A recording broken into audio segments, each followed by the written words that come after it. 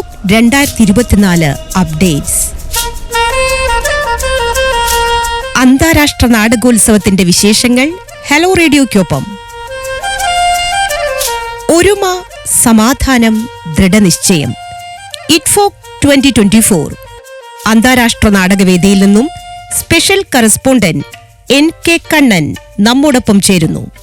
ശ്രുതി, ഇറ്റ്ഫോക്കിന്റെ media സെല്ലിന്റെ മേധാവി എന്ന രീതിയിലുള്ള പ്രവർത്തനങ്ങൾ എന്തൊക്കെയാണ് നമ്മൾ ഇവിടെ ചെയ്തുകൊണ്ടിരിക്കുന്നത്? നമ്മളിപ്പോൾ ഫെബ്രുവരി 9 ഇറ്റ്ഫോക്ക് തുടങ്ങിയെങ്കിലും അതിന് കുറച്ച് മുൻപേ നമ്മൾ മീഡിയ സെല്ലിൽ ആക്റ്റീവായിട്ടുണ്ട്. അപ്പോൾ നമ്മൾ 10 days to go എന്ന് പറഞ്ഞിട്ടാണ് ശരിക്കും മീഡിയയുടെ പ്രവർത്തനങ്ങൾ തുടങ്ങുന്നത്. അതായത് 10 ദിവസം മുൻപ് മുതൽ.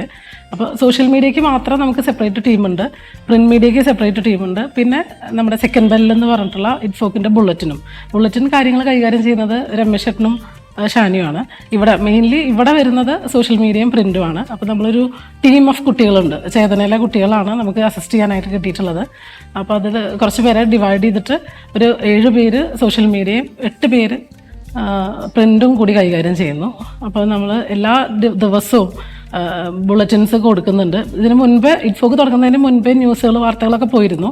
ഇപ്പോൾ ഇറ്റ്ഫോക്ക് തുടങ്ങിയതിന് ശേഷം ഓരോ ദിവസവും വൈകുന്നേരം ഒരു 8 മണി 9 മണിയൊക്കെ ടൈമിൽ ഒക്കെ ആയിട്ട് മലയാളത്തിലും ഒരു ബുള്ളറ്റിൻ പോകുന്നുണ്ട്, അതിൻ്റെ തന്നെ ഇംഗ്ലീഷ് ബുള്ളറ്റിനും പോകുന്നുണ്ട്, പിന്നെ ഫോട്ടോസും. അപ്പോൾ ഓൾറെഡി നമ്മൾ മീഡിയ ആയിട്ടോട്ട് അയ്യപ്പം നേരത്തെ വെച്ചിട്ടുണ്ടായിരുന്നു. എല്ലാവരുമായിട്ടൊരു വാട്സപ്പ് ഗ്രൂപ്പും ഇമെയിലും ഒക്കെ ഉണ്ട്. അപ്പോൾ അത് ത്രൂ ആണ് നമ്മൾ വാർത്തകളും ഫോട്ടോസൊക്കെ അയക്കുന്നത്. പിന്നെ ഓരോ ദിവസവും നടക്കുന്ന നാടകങ്ങളുടെ അല്ലെങ്കിൽ പാനൽ ഡിസ്കഷൻ്റെയും ഇൻട്രാക്റ്റീവ് സെഷൻസിൻ്റെയൊക്കെ സ്കെഡ്യൂൾ നമ്മൾ തലേ ദിവസം, അതായത് ഇന്നത്തെ പരിപാടി എന്നുള്ള പോലെ തലേ ദിവസം അതിൻ്റെയൊക്കെ ഒരു സിനോപ്സിസും കൂടി നമ്മൾ മീഡിയയ്ക്ക് പ്രൊവൈഡ് ചെയ്യുന്നുണ്ട്. ഇതൊക്കെയാണ് ഇപ്പോഴത്തെ ഒരു ആക്ടിവിറ്റീസ്. ഓക്കെ, നിങ്ങളുടെ എഡിറ്റോറിയൽ ടീം എങ്ങനെയാണ് അതിൻ്റെ ഒരു മോഡ് എങ്ങനെയാണ് വർക്ക് ചെയ്യുന്ന മോഡ്? വർക്കിംഗ് മോഡ് എന്ന് പറഞ്ഞാൽ ടൈം അങ്ങനെ കൃത്യം ഇന്നതെന്നൊന്നും വെക്കാൻ പറ്റില്ല. അപ്പോൾ മോർണിംഗ് നമ്മളൊരു 7:30 8 സ്റ്റാർട്ട് ചെയ്യും, നൈറ്റ് ചിലപ്പോൾ 12:30 ആവും കഴിയുന്നുണ്ടാവുക. അപ്പോൾ ഇതിൽ ഈ പറഞ്ഞ പോലെ കുട്ടികളെ കൊണ്ട് നമ്മൾ ഒരു ജനറൽ സ്റ്റോറീസിന് വേണ്ടിയിട്ട് അല്ലെങ്കിൽ സബ് സ്റ്റോറീസ് ചെയ്യാൻ, അതല്ലെങ്കിൽ അന്ന് നടക്കുന്ന നാടകങ്ങളുടെ, പിന്നെ ഈ പറഞ്ഞ മീറ്റ് ആർട്ടിസ്റ്റുകൾ, ഇതിനൊക്കെ നമ്മൾ അസൈൻ ചെയ്യും. എന്നിട്ട് അത് നമ്മളൊരു ഫീച്ചർ ടൈപ്പാണ് മെയിൻലി. അതായത് ന്യൂസ് എന്ന് പറയുന്നത് ഇപ്പോൾ ഉദ്ഘാടനങ്ങൾ ന്യൂസാണ്. ഇപ്പോൾ കിലയിൽ നടന്ന പ്രോഗ്രാം ന്യൂസായിരുന്നു, ഇറ്റ്ഫോക്കിൻ്റെ ഉദ്ഘാടനം ന്യൂസായിരുന്നു. ബാക്കിയൊന്നും അങ്ങനെ ന്യൂസ് ടൈപ്പ് എന്ന് ആലോചിക്കുന്നില്ല. ഒരു സബ് സ്റ്റോറീസ് പോലെയോ അല്ലെങ്കിൽ ആർട്ടിക്കിൾസ് പോലെയോ ആണ് ചെയ്യുന്നത്. അപ്പോൾ ഇവരെ കൊണ്ട് ചെയ്യിച്ചിട്ട് നമ്മളത് എഡിറ്റ് ചെയ്യുന്നു, പിന്നെ അത് ട്രാൻസ്ലേറ്റ് ചെയ്ത് ഇംഗ്ലീഷിലേക്കും ചെയ്യുകയാണ് ചെയ്യുന്നത്. അപ്പോൾ തലേ ദിവസം നമ്മൾ അസൈൻ ചെയ്യും, അതായത് നാളെ എന്തൊക്കെ പരിപാടികളുണ്ടെന്ന് നമുക്കറിയാലോ. പിന്നെ സബ് സ്റ്റോറീസ് ചിലപ്പോൾ നമുക്കിവിടെ നടക്കുമ്പോഴാവും എന്തെങ്കിലും കിട്ടുന്നത്, അല്ലെങ്കിൽ ചില ആളുകളായിരിക്കും എന്തെങ്കിലും നാടകവുമായി ബന്ധപ്പെട്ട അല്ലെങ്കിൽ അത്രയും പ്രസക്തിയുള്ള ആൾക്കാരായിരിക്കും, അല്ലെങ്കിൽ അവരുടെ ബൈറ്റുകളാവും, അല്ലെങ്കിൽ മീറ്റ് ആർട്ടിസ്റ്റ് തന്നെ. ഇവർ ശരിക്കും പറഞ്ഞാൽ നമ്മുടെ കുട്ടികൾ പ്രോഗ്രാം നാടകം തുടങ്ങുന്നതിന് മുന്നേ തന്നെ ഈ മീറ്റ് ആർട്ടിസ്റ്റ് ഒന്ന് കഴിഞ്ഞിട്ടാണ് നമ്മൾ എഴുതാനിരിക്കുന്നത്. അവർ നാടകം പെട്ടെന്ന് കണ്ടിട്ട് കൊടുക്കുന്നതിന് മുൻപ് തന്നെ സംവിധായകരുമായിട്ട് അവർ ഒരു ഡിസ്കഷൻ വെക്കുന്നുണ്ട്. ഒരാളൊക്കെ ആയിട്ട് പറ്റുന്നുണ്ടാവുള്ളൂ. ഇപ്പോൾ സംവിധായകരെ നമ്മൾ പേഴ്സണലി കോൺടാക്ട് ചെയ്തിട്ട് അവരെ കൺവീനിയൻ്റ് ആയിട്ടുള്ള ടൈം നോക്കി, ഒന്നെങ്കിൽ വാട്സപ്പ് ത്രൂ ആയിരിക്കും, അല്ലെങ്കിൽ മിക്കവരും ഇവിടെയൊക്കെ വരുമല്ലോ, അപ്പോൾ അവർ കണ്ട് സംസാരിച്ചിട്ടാണ് നമ്മൾ സ്റ്റോറീസ് ചെയ്യുന്നത്. ഈ ന്യൂസ് ഡെസ്കിന്റെ ഒരു ഘടനയാണോ ഉള്ളത്? അതുപോലെ സബ് എഡിറ്റേഴ്സ്, എഡിറ്റേഴ്സ്, അങ്ങനെ ആ ഒരു പാറ്റേണിലാണോ ഇവിടെ? അങ്ങനെ ഒരു പാറ്റേൺ അല്ല. ഇതെന്ന് വെച്ചാൽ ഇപ്പം ഈ കുട്ടികളായാലും മീഡിയ പഠിക്കുന്ന കുട്ടികളാണ്. അപ്പം നമുക്ക് അങ്ങനെ ഒരു പ്രൊഫഷണൽ മെത്തേഡൊന്നും അങ്ങനെ അവരിൽ നിന്ന് എക്സ്പെക്ട് ചെയ്യാൻ പറ്റില്ല. അവർക്കും ഒരു വളരെ വലിയൊരു എക്സ്പീരിയൻസ് ആണ്. ശരിക്കും മീഡിയ പഠിക്കുന്ന കുട്ടികളെ സംബന്ധിച്ച് ഇറ്റ്ഫോക്ക് മീഡിയ ടീമിൽ ഉണ്ടാവുക എന്നുള്ളത് വലിയ എക്സ്പീരിയൻസ് ആണ്. അത്രയും സഡൻ ആയിട്ടും ആയിരിക്കണം. മാത്രമല്ല ഇതൊരു ഗവൺമെൻറ് കാര്യമായതുകൊണ്ട് തന്നെ നമുക്ക് അതിലങ്ങനെ എറേഴ്സ് വരാൻ മാക്സിമം പാടില്ല എന്നുള്ളൊരു എലമെൻറ്റും ഉണ്ട്. അപ്പോൾ അതിനവരെ നമ്മളാണ് ട്രെയിൻ ചെയ്ത് കൊണ്ടുവരുന്നത്. ഈ ഒരു ദിവസങ്ങളേ ഉള്ളൂ, പക്ഷെ എന്നാൽ പോലും കുറേ കാര്യങ്ങൾ അവരെ പറഞ്ഞു കൊടുക്കലും, അവർക്ക് ഇതൊന്ന് ഭയങ്കര ലേണിംഗ് ഉണ്ടെന്ന് കുട്ടികൾ തന്നെ പറയുന്നുണ്ട് കുറേ കാര്യങ്ങൾ. അപ്പോൾ അവരെ നമ്മൾ ട്രെയിൻ ചെയ്യിക്കുന്നു. ഒപ്പം ഈ സ്റ്റോറീസ് നമ്മൾക്ക് ഇപ്പം എല്ലായിടത്തേക്കും കൈയെത്തിക്കാൻ പറ്റാത്തതുകൊണ്ട് നമ്മുടെ ഹാൻഡ്സായിട്ട് കുറേ കുട്ടികൾ നമ്മൾ അവരിൽ നിന്ന് വാർത്തകൾ കളക്ട് ചെയ്തിട്ട് നമ്മളത് ചെയ്യുന്നു, എഡിറ്റ് ചെയ്യുന്നു എന്നുള്ള അങ്ങനെ ഒരു മെത്തേഡാണ് ഇതിൽ പോകുന്നത്. പുറമേയുള്ള പത്രമാധ്യമങ്ങൾ, സോഷ്യൽ മീഡിയ ഇതിനെല്ലാം വാർത്തകളും വിവരങ്ങളും എത്തിക്കുന്നു എന്നതിലുപരിയായിട്ട് അക്കാഡമിയുടേതായ ഇപ്പോൾ സെക്കൻഡ് ബെൽ എന്നുള്ള പുസ്തകം ഇറങ്ങുന്നുണ്ട്, പിന്നെ അവരുടെ വെബ്സൈറ്റ്, സോഷ്യൽ മീഡിയ അക്കൗണ്ടുകൾ, ഇതിലൊക്കെ എങ്ങനെയാണ് നിങ്ങൾ ഫില്ല് ചെയ്യുന്നത്?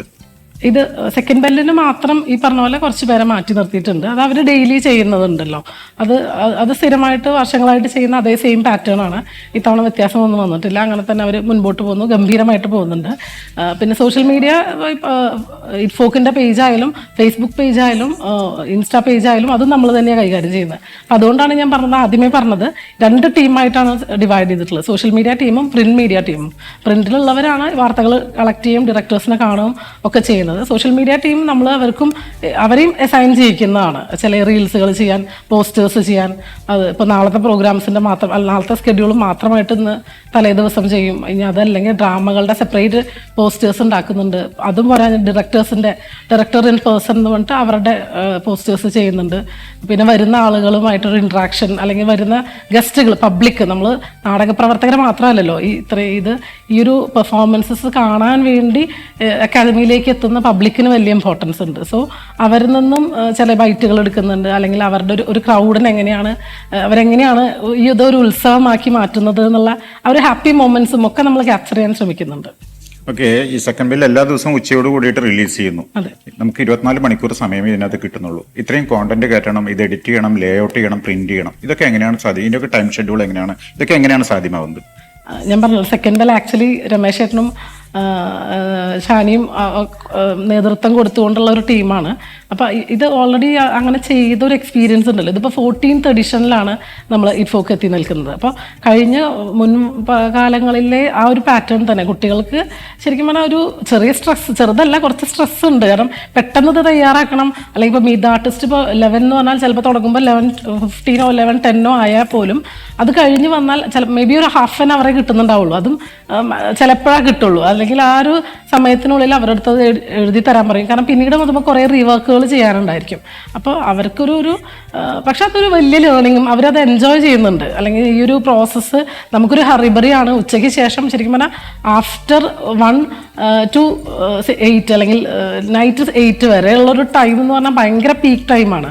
അത് എല്ലാത്തിലും ആ സമയത്ത് എങ്ങോട്ടും നിൽക്കാൻ പറ്റാത്ത രീതിയിലുള്ള റഷ് ഉണ്ട്. പക്ഷെ എന്നാലും ഇത് കണ്ടിട്ട് എഴുതണം എന്നുള്ള ഒരു കാര്യം ഉണ്ട്. നാടകം കാണാതെ നാടകത്തെ പറ്റി എഴുതാൻ പറ്റില്ലല്ലോ.